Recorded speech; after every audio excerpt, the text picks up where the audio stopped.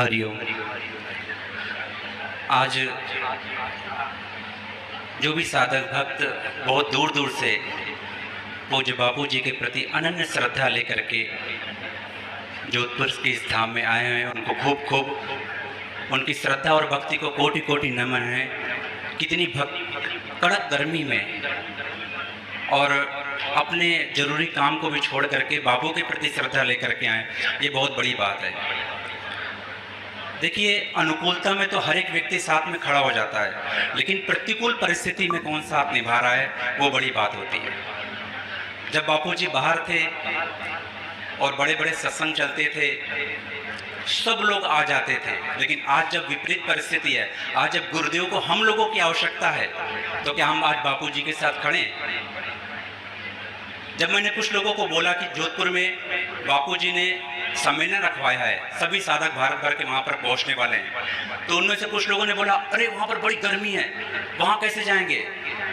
मतलब एक दिन की गर्मी आप सहन नहीं कर सकते हो, लेकिन बापू 11 साल से गर्मी सहन कर रहे हैं। वो आपको पीड़ा उनकी दिखाई नहीं पड़ी? 11 साल से बापू जी गर्मी सहन कर रहे हैं, वो पीड़ा नहीं दिखाई कि एक दिन की गर्मी के लिए आप सोच नहीं मैं नहीं जाऊंगा। ऐसा नहीं होना चाहिए भाई साहब। आज बाहर की संस्था का प्रत्येक व्यक्ति ये देखता है कि बापू जी के फॉलोअर्स कितने बापू जी के साथ में खड़े हैं। अनुकूलता में तो भीड़ लग जाती थी, लेकिन प्रतिकूल परिस्थिति में आप क्या बापू जी के साथ उतना निभा रहे हो, ये देखा जाता है। देखिए, बापू जी के सत्संग में भी हम लोगों ने सुना है कि घर में जब पिता होते हैं तो पुत्र निश्चिंत होते हैं कि नहीं, पिता घर पर हैं, वो सब देख रहे हैं, तो पुत्र निश्चिंत होते हैं कि चलो अपने किसी भी काम में लगे हुए हैं। लेकिन जब पिता घर पर नहीं है तो पुत्र की जवाबदारी बढ़ जाती है, जयराम जी की।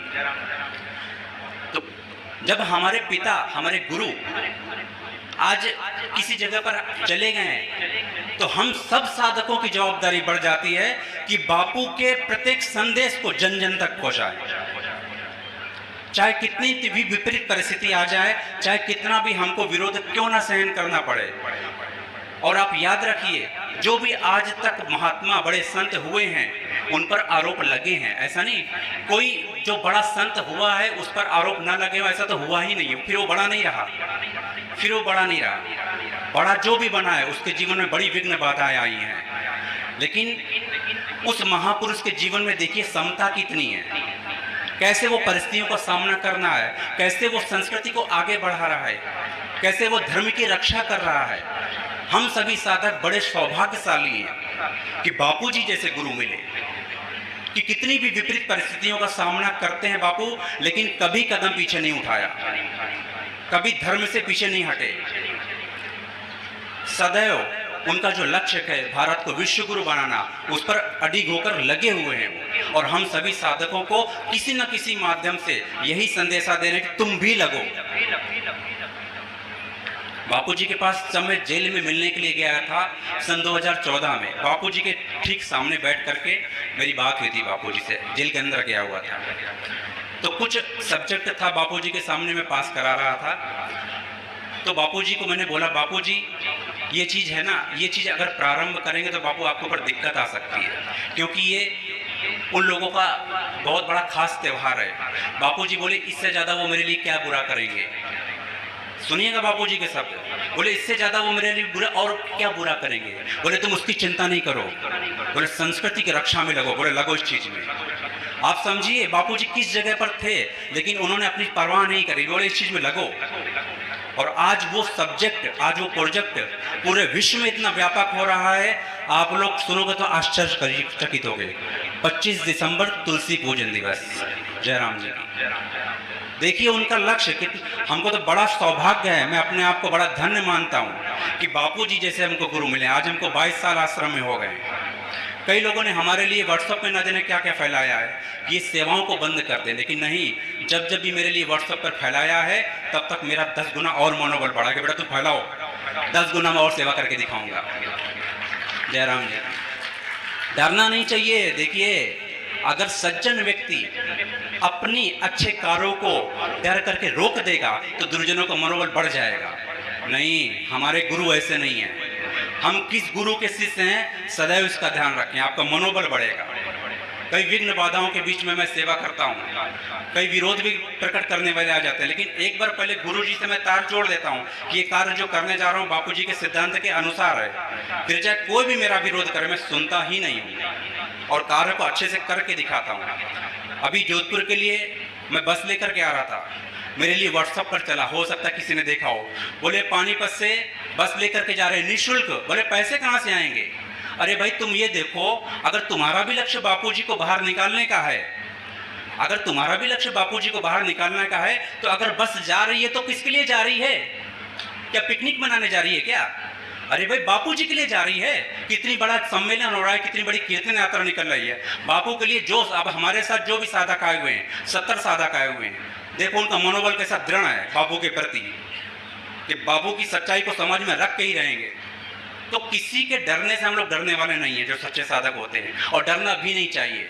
और मैं तो बोलता हूँ, तुम मेरे को बोलोगे कि एक बस क्यों लेके जा रहे हो, मैं अगली बार 10 बसें लेकर के आऊँगा। हरी हरी, नहीं डरना है। आप समझिए, अगर कोई व्यक्ति गलत कार्य कर रहा है, हम लोग भगवान भला करेगा देखेगा, ना ना ना। अरे भाई सच्चाई को समाज में लेकर के आओ आप। वो आखिर क्यों अनर्गल फहरा रहा है? जो व्यक्ति बापूजी के आज्ञा से कोई कार्य कर रहा है, दिन रात लगा हुआ है, आप उसकी टांग खींच रहे हो कि वो सेवा कार्यों को बंद कर दे। ऋषि प्रसाद की सेवा करता है तो भाई ऋषि प्रसाद की सेवा क्यों कर रहे हो? शिविर का आयोजन तुम क्यों कर रहे हो आश्रम में? भाई युवा सेवा संघ तुम क्यों चला रहे हो? बाल संस्कार केंद्र क्यों चला रहे हो? तो बापूजी ने जो इतनी सेवाओं को प्रारंभ किया है, तो क्या बापूजी अज्ञानी है क्या? उनको नहीं लगा था कि भाई इतनी सेवा हम क्यों प्रारंभ कर रहे हैं? बापूजी ने कुछ सोच विचार के प्रारंभ किया है ना। अब ब्रह्मज्ञानी संत उन्होंने जिन सेवाओं को प्रारंभ किया है, आप उसमें आक्षेप कर रहे हो।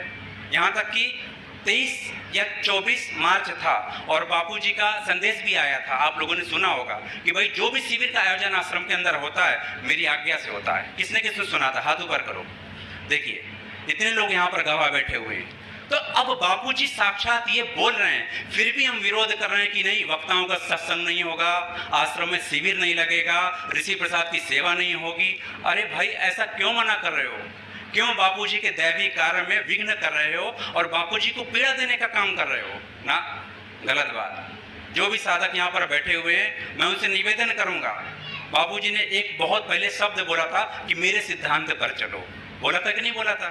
तो बस हमको किसी से कुछ नहीं लेना देना।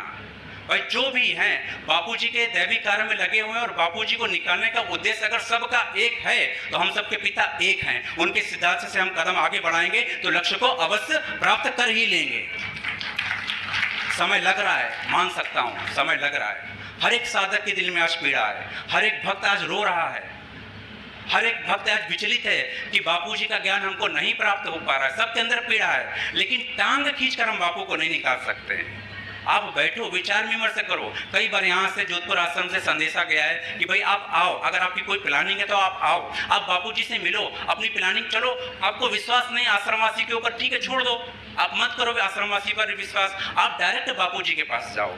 बापू पर तो विश्वास है ना, आप डायरेक्ट बापू पर जाओ, आप अपनी योजना को बापूजी के सामने रखो और बापूजी के मार्गदर्शन प्राप्त करके और लग पड़ो। मैं तो बोलता हूँ डिबेट करने से नहीं होता कुछ। आप 2 महीने 4 महीने 6 महीने डिबेट करते रहोगे, साधकों को भ्रमित करते रहोगे, उससे रिजल्ट आने वाला नहीं है। एक सीधा सा सादा सा उदाहरण है, बापूजी ने भी बोला था कि अगर तुम ये कार्य कर रहे हो तो मेरे से आज्ञा ली क्या तुमने, मेरे से पूछा क्या तुमने? बापूजी ने बोला था ना। देखिए मैं अपनी तरफ से कोई वर्ड नहीं बोल रहा हूँ, याद रखिएगा। हालांकि अब ये जो मैं आज बात बोल रहा हूँ इसके लिए शाम को डिबेट चालू हो जाएंगी, ये भी आप देख लीजिएगा, इसके ऊपर भी डिबेट चालू हो जाएगी, लेकिन मैं अपनी तरफ से कोई वर्ड नहीं बोल रहा हूँ। बापूजी ने बोला था कि अगर तुम ये कार्य करने जा रहे हो तो मेरे से आज्ञा ली क्या, मेरे से मिलने आए क्या? तो जब बापूजी सामने से तुमको बुला रहे हैं तो क्यों तुम भाग रहे हो भाई? अगर तुम्हारे अंदर सच्चाई है, बापूजी को तुम बाहर निकालने का संकल्प ले लिया है, तो सीधे बापू से मिलो और काम में लग पड़ो। क्यों फिर रोज डिबेट करना है और लोगों को भ्रमित करना है ना? ये बापूजी के सिद्धांत के विपरीत है। बापूजी ने सामने से आपको बुलाया है, आप बापूजी से मिलो। और यहाँ तक कि मैं तो बोलता हूँ कि जोधपुर आश्रम से भी आपको मिलने की व्यवस्था की जाएगी कि हम बापूजी से मिलना चाहते हैं, आप हमको मिला दो। कई लोग बोलते हैं बोले आश्रम वाले ही नहीं मिलने देना चाहते। अरे भाई इतना बड़ा जेल प्रशासन है, क्या पूरे के पूरे जेल प्रशासन को आश्रम वाले खरीद लेंगे क्या? आप बताओ। एक बच्चों जैसी आप बात करते हो कि बोले ये चाहता नहीं कि बापू से कोई मिल सके। नहीं भाई साहब, पूरे जेल प्रशासन को खरीदा नहीं जा सकता है। कई लोग हैं जो बापूजी से मिल करके आ जाते हैं, कई लोग ऊपर से फ़ोन करवा लेते हैं, कई लोग अपनी तरफ से कुछ सेटिंग वेटिंग करके वकील के माध्यम से मिल लेते हैं। देखो, जिसके अंदर शुभ भावना है और मिलने का उद्देश्य है वो मिल लेता है, और जिसको बहाने मारने हैं वो तो जिंदगी भर बहाने मारता रहेगा और भ्रमित करता रहेगा। तो मेरा हे कृपानाथ, सभी से मेरा निवेदन है कि बापूजी को देखकर आप बापूजी से जुड़ना। किसी साधक को देखकर, किसी आश्रमवासी को देखकर कभी मत जुड़ना। ये मैं अपने जीवन में हमेशा साधकों को बोलता आया हूँ। आप आश्रमवासी को भी मत देखो, मैं तो बोलता हूँ आप किसी साधक को भी मत देखो, क्योंकि किसी के जीवन में 19-20 दिख सकता है। भाई, सबने साक्षात्कार नहीं किया है, कुछ 19-20 दिख सकता है तो आपकी श्रद्धा हिलेगी, अरे भाई ये तो ऐसा करते हैं, अरे भाई ये तो ऐसा करते हैं। मत देखो आप किसी की तरफ। गुरु को आप देखो, बापू तो आपके सामने सच्चे हैं ना, उनके अंदर कोई विकार नहीं दिखता ना। बस एक साधे सब सदे, सब साधे सब जाए। बापू के ऊपर श्रद्धा रखकर बस बापू को देख करके आप आश्रम में आओ, बापू को देख करके बापू की उपासना करो, बापू को देख करके बापू से प्रार्थना करो, और कोई भी आपके दिल में प्रश्न उठे और बापू से ही आप पूछो, अवश्य प्रेरणा मिलेगी। बापू को आप साधारण मत समझना कभी भी। आज देखो यहाँ पर इतने लोग बैठे हुए हैं, क्या बापू को नहीं पता है कि आप लोग बैठे हुए हो? बापू को पता है कि नहीं पता है? स्थूल रूप से भी पता है और सूक्ष्म रूप से भी पता है। आपके हृदय में बापू हैं, सब बापू देख रहे हैं। इतनी कड़क धूप थी, मैं तो परेशान था कि इतनी कड़क धूप है, लेकिन बापूजी ने देखो कैसी व्यवस्था कर दी, हरी हरी कर दिया ना, ठंडा वातावरण।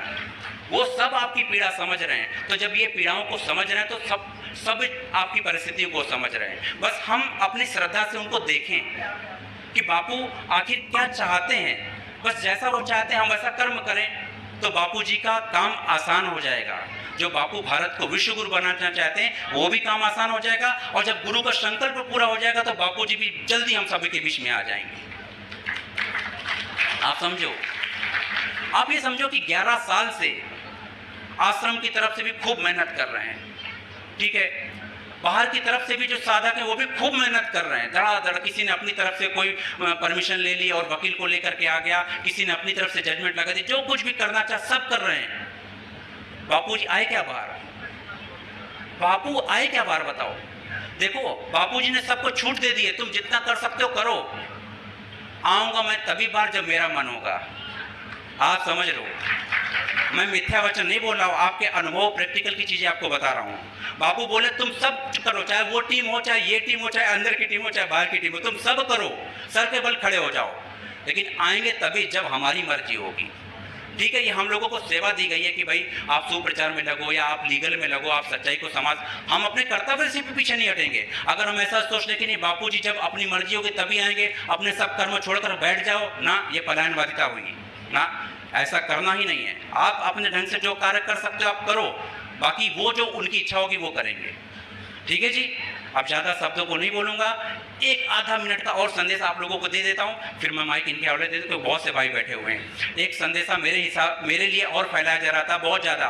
कई लोगों ने बोला कि अभिषेक भाई आप सबके सामने इस चीज़ को, सच्चाई को रखो ताकि लोगों को सच्चाई जाए। देखो, इतने चीज़ें फैलाई जा रही हैं ताकि साधकों की श्रद्धा टूट जाए, आश्रम के प्रति, आश्रम वालों के प्रति और समिति के प्रति सबकी श्रद्धा टूट जाए। क्या फैलाया जा रहा था? बोले मड़ई में जो घटना थी, घटना की रात की जो फोटोज थी, बोले अभिषेक भाई ने वो फोटो साधकों के मोबाइल से डिलीट कर दी, डिलीट करवा दी। यहाँ पर हो सकता है बहुत से लोग बैठे होंगे कि जो उस घटना की रात में होंगे, मुझे नहीं पता क्योंकि मैं वहाँ पर उपस्थित नहीं था। यहाँ पर हैं कोई भी? चन्नाराम जी हैं, और भी कुछ था कि जो वहाँ पर उस घटना की रात उपस्थित था। हाँ बैठे। अब ये बताओ, 2-3 जो भी साधक यहाँ पर बैठे हुए, आप बताओ कि अभिषेक भाई ने क्या किसी के मोबाइल से फोटो डिलीट कराई क्या? बताइए। वो देखिए माता जी की तरफ कैमरा कर दो भैया, वो माता जी की तरफ कैमरा कर दो। हमने क्या अभिषेक भाई ने किसी के मोबाइल से, देखो 2-3 लोग हाथों पर कर रहे हैं, अभिषेक भाई ने किसी के मोबाइल से फोटो डिलीट कराई क्या? डिलीट नहीं कराई। मैं क्यों डिलीट कराऊंगा भाई? हमने बापूजी को जीवन अर्पण किया। हम तो सोचते हैं कि कोई भी चीज मेरे द्वारा अगर हो जाए और बापू बाहर आ जाए तो मेरा जीवन सार्थक है। लेकिन खूब भ्रमित किया जा रहा है लोगों को कि अभिषेक भाई ने लोगों के मोबाइल से फोटो डिलीट कराई। अरे भाई, सच्चाई समाज तक परोसो ना। जिन लोगों के पास कुछ काम नहीं होता है ना, वो डिबेट करने बैठ जाते हैं और लोगों के ऊपर लांछन लगा देते हैं कि आश्रमवासियों ने ऐसा किया। नहीं, हमारी लीगल टीम जो आश्रम से कार्य कर रही है बापू के निर्देशन पर, आप उनसे आकर के मिलो, सलाह मशवरा करो, ठीक है। तो मैं सभी के हृदय में बैठे हुए बापूजी को खूब खूब कोटि कोटि नमन करता हूं और सबसे यही प्रार्थना करता हूं कि आप अपनी श्रद्धा और भक्ति को कम नहीं होने देना। आखिरी श्वास तक हमको बापू के साथ निभाना है और बापू को बाहर लाना ही है। हरि हरि बोल। नारायण नारायण।